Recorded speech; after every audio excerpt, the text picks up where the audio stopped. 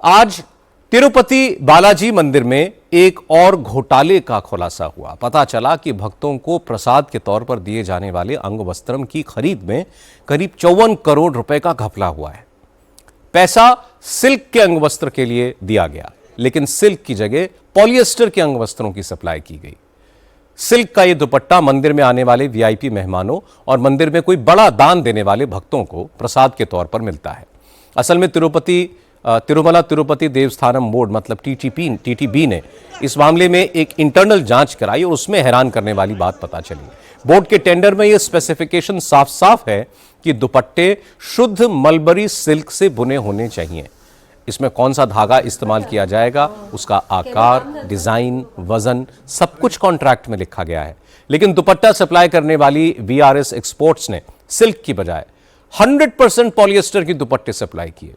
Polyester दुपट्टे की कीमत 350 रुपए है, जबकि यही दुपट्टा 1389 रुपए में टीटीडी को बेचा गया।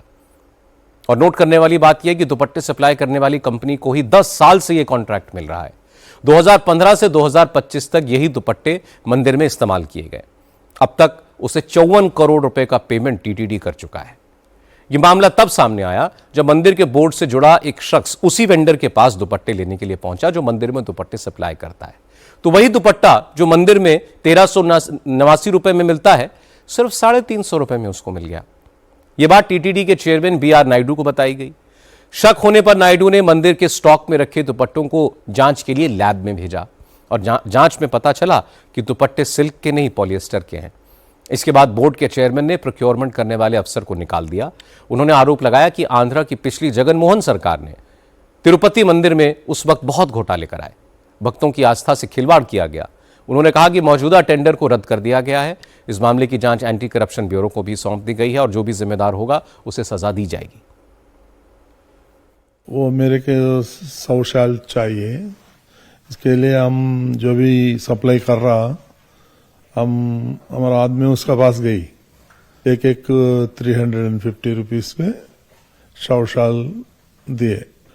वही quality is supplying to the TTD 1334 rupees में दे रहा एक साल। इसके लिए मेरे को डाउट है। और एक ही आदमी है परचेस करता कई साल से प्रोक्योर डिपार्टमेंट में, उसको हम निकाल दिया वहां से। वो कोई दूसरा आदमी को आने नहीं देता सप्लाई करने के लिए। फिर बाद में ऐसे भी इंक्वायरी के लिए ऑर्डर किया। जब निकाले तो एवरी ईयर 20 करोड़ रुपए का साल खरीदते एवरी ईयर। ऐसा कई साल से हो रहा हो।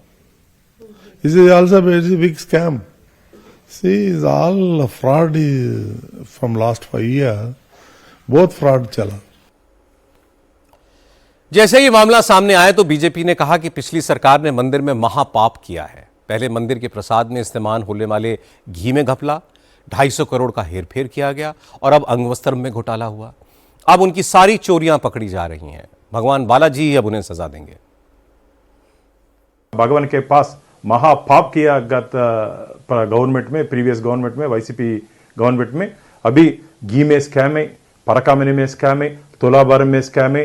अभी ये नया स्कैम भगवान का शेष वस्त्र में भी पूरा स्कैम। उधर ऑफिसर्स और थोड़ा बोर्ड के लोग मिलकर ये मामले में पूरा नियरली 50 करोड़ का इसमें भी स्कैम कर लिए वो लोग। लेकिन वाईएसआरसीपी ने बोर्ड के आरोपों से इनकार किया। पार्टी के नेता और आंध्र के former finance minister B Rajendra Nath ने कहा कि बोर्ड के अध्यक्ष झूठ बोल रहे हैं। हर छोटी बात को तूल लेकर राजनीति की जा रही है। प्रसाद में जानवर की चर्बी वाले घी के इस्तेमाल के आरोप झूठे निकले थे। इसी तरह यह आरोप भी गलत साबित होगा।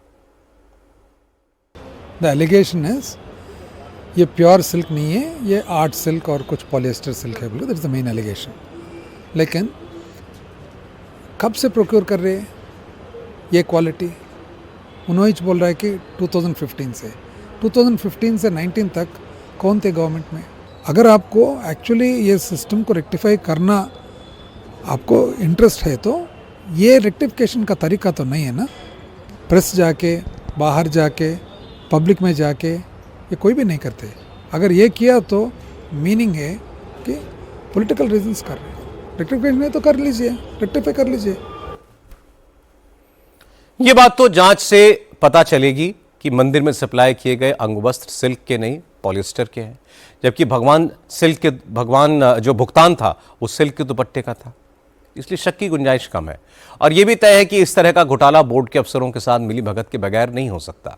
इसलिए इस मामले की पूरी जांच होनी चाहिए और करोड़ों भक्तों की आस्था का सवाल है, उससे खिलवाड़ करने वालों के खिलाफ सख्त एक्शन होना चाहिए।